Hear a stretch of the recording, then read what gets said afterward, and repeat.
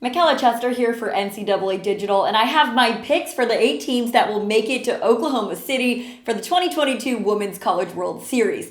I did this way too early before the season, and now that we're nearing closer to OKC, I've got some updates. Here are my picks. You might know where I'm starting here, Oklahoma. I would be incredibly surprised if this team didn't make it to the National Championship Series, let alone OKC.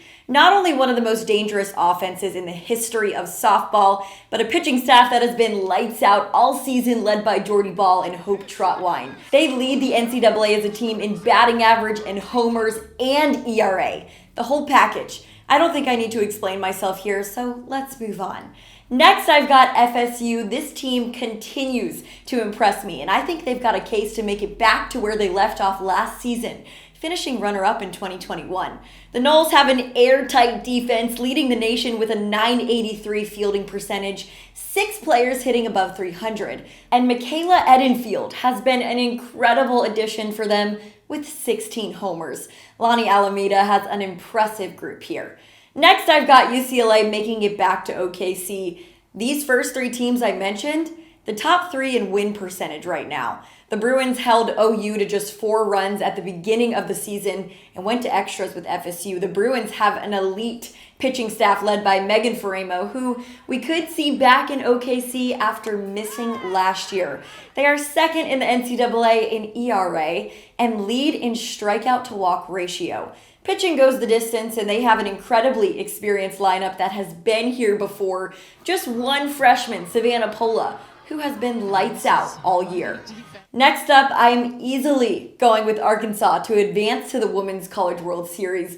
The Hogs just swept their series versus Florida. This team is led by Danielle Gibson, and this offense is absurd.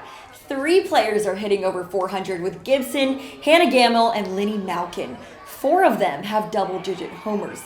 These players come up so big in clutch moments, those 2-out situations, and I can see them going the distance. Not to mention, Mary Hath got the help of Shanice Dels in the circle this year to give them just what they needed.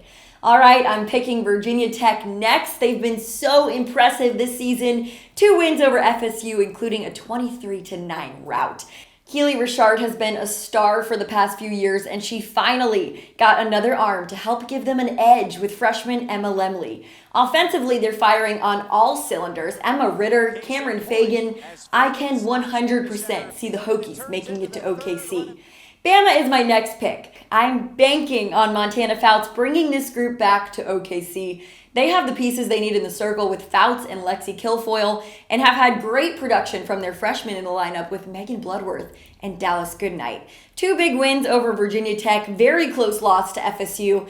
I'm going with their track record here, and I think they'll make it back. 2 more. Oklahoma State is my next pick. Pitching is a pretty common theme here for me, and who I think can go the distance, and the Cowgirls have Kelly Maxwell and Miranda Ellish. Maxwell has been lights out. Their defense is strong, second in the nation in fielding percentage, and I like that this team has played a strong schedule. Their offense is versatile, and they have a few power hitters, Sydney Pennington, Julia Cottrell, and Cheyenne Factor, with double-digit homers.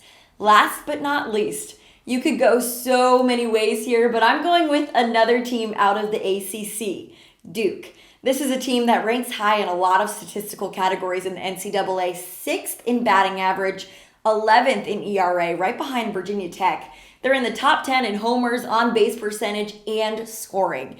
They have strong ranked wins under their belt over OK State, Michigan, and Clemson, and I think they can give it a go this season, so I'm going with Duke. Washington could be right up there. Texas and Northwestern would be my sleeper picks, and Florida I left out with Hannah Adams out due to injury, but you never know. The first conference tournament games are May 10th, and we'll know the full field of 64 when selections are announced May 15th. Oklahoma just might be the only sure thing.